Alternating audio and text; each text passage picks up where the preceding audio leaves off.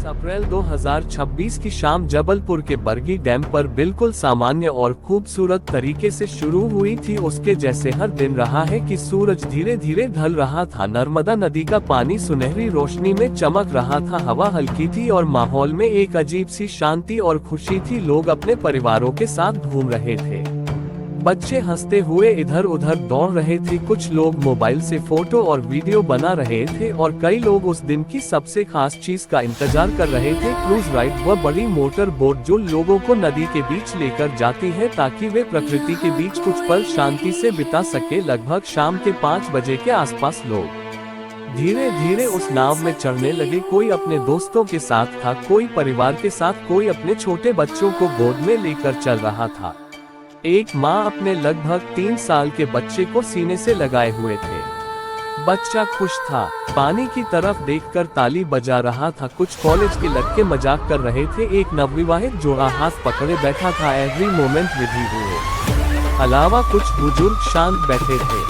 कुल मिलाकर करीब 30 से 31 लोग उस नाव में सवार हुए। नाव के कर्मचारियों ने जल्दी लोगों को बैठाया। कुछ लोगों ने सुरक्षा को लेकर सवाल किया कि लाइफ जैकेट कहाँ है। कुछ को जैकेट दी गई लेकिन कई लोगों को नहीं मिली और कर्मचारियों ने ये कहकर बात को टाल दिया, ओके कुल यू और रोज की तरह ही यही यात्रा भी सामान्य होगी। उस समय किसी को अंदाजा नहीं था कि यही छोटी सी लापरवाही कुछ ही देर में कितनी बड़ी त्रासदी में बदलने वाली है। नाव धीरे धीरे किनारे से दूर जाने लगी, इंजन की आवाज हल्की थी, पानी पर हल्की लहरें बन रही थी। लोग खुश थे, कुछ सेल्फी ले रहा था, कोई वीडियो बना रहा था। बच्चे पानी को देखकर खुश हो रहे थे, कुछ लोग गाने गा रहे थे। माहौल बिल्कुल एक पिकनिक जैसा था। लेकिन जैसे जैसे नाव आगे बढ़ी, आसमान का रंग धीरे धीरे बदलने लगा। दूर कहीं काले बादल दिखाई देने लगा, थोड़ी तेज हो गई। शुरू में किसी ने ज्यादा ध्यान नहीं दिया क्योंकि अक्सर ऐसा मौसम आता है और चला जाता है, लेकिन कुछ ही मिनटों में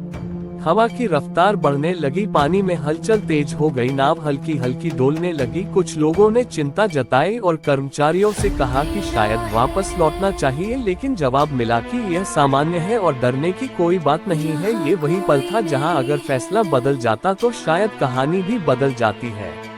लेकिन नाव आगे बढ़ती रही। अब हवा और तेज हो चुकी थी, लहरें ऊंची उठने लगा था। नाव अब पहले से ज्यादा रहे, लोगों के चेहरों पर मुस्कान की जगह डराने लगा था। बच्चों ने रोना शुरू कर दिया था, महिलाएं भगवान का नाम लेने लगी थी। कुछ लोग खड़े होकर संतुलन बनाने की कोशिश कर रहे थे। तभी अचानक तेज झोंका आया और नाव एक तरफ जोर से झुकी, लोग चीख उठी, कुछ लोग गिर पड़े, पानी नाक के अंदर आने लगा। माहौल अब पूरी तरह डर में बदल चुका था, लोग चिल्ला रहे थे, यहाँ भी माना जा रहा था, लेकिन अब बहुत देर हो चुकी थी। अचानक एक और बड़ी लहर आई और नाव का संतुलन पूरी तरह बिगड़ गया। कुछ ही सेकंड में वह पल आया जिसे कोई कभी भूल नहीं पाएगा। नाव पलट गई और सब कुछ पानी में चला गया। एक पल पहले जो लोग हंस रहे थे, अगले ही पल वे खुद को गहरे पानी में पाते हैं।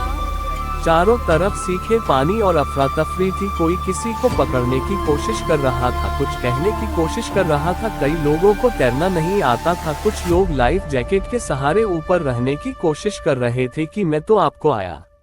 वह माँ जिसने अपने बच्चे को सीने से लगाया हुआ था, पानी में गिरते ही उसने अपने बच्चे को और कसकर पकड़ लिया। वह खुद तैयार नहीं पा रही थी, लेकिन उसने अपने बच्चे को छोड़ा नहीं। कुछ लोग एक दूसरे को पकड़कर बचने की कोशिश कर रही रहा, लेकिन डर और घबराहट थी कि कोई सही दिशा में सोच नहीं पा रहा था। इस बीच किनारे पर मौजूद कुछ लोगों ने शोर सुना और तुरंत मदद के लिए दौड़े। पुलिस और रेस्क्यू टीम को सूचना दी। कुछ ही देर में बचाव कार्य शुरू हुआ। नामी भांजी का लोगों को पानी से निकालने की कोशिश की गई के बारे में बिना होने वह मौजूद रहे। जो लोग सलाह पर ही जल्दी बाहर निकाला गया लेकिन नहीं जा चुके थे, से उन्हें ढूंढना मुश्किल था कि मूविंग एम्बुलेंस, वेडिंग कॉल्स भी कई लोगों को बेहोशी की हालत में निकाला गया, लेकिन कुछ लोगों को बचाया नहीं जा सका।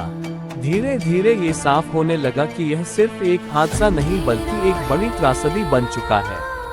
अस्पताल के बाहर परिवारों की भीड़ जमा हो गई। कोई अपने अपने लोगों के बारे में पूछ रहा था, किसी का बेटा अंदर था। कहते हैं कि रैनी मोड हर एम्बुलेंस के आने पर दिल की धड़कन तेज हो जाती थी, लेकिन कई बार जवाब उम्मीद के खिलाफ होता था। कुछ लोग हमेशा के लिए चले गए थे, कई परिवार टूट चुके थे। बाद में जांच में सामने आया कि मौसम की चेतावनी को गंभीरता से नहीं लिया गया। नाव को समय पर वापस नहीं मोड़ा गया और सबसे बड़ी बात सभी यात्रियों को लाइफ जैकेट नहीं दी गई। यह एक ऐसी गलती थी जिसकी कीमत कई जिंदगियों ने अपनी जान देकर चुकाई। 30 अप्रैल की शाम जो खुशी और सुकून से शुरू हुई थी, बहुत दर्द, चीखों और आंसुओं में। और आज भी जब उस घटना को याद किया जाता है तो एक ही सवाल मन में आता है, अगर थोड़ी सी सावधानी बरती जाती, अगर सही समय पर सही फैसला लिया जाता तो क्या ये लोग आज जिंदा होते हैं। ये हादसा सिर्फ एक घटना नहीं था, यह एक चेतावनी थी कि जिंदगी में सुरक्षा को कभी हल्के में नहीं लेना चाहिए, क्योंकि एक छोटी सी लापरवाही भी सब कुछ छीन सकती है। और उस दिन नर्मदा का शांत पानी गवाह बन गया उन आखिरी पलों का, जहां हंसी अचानक खामोशी में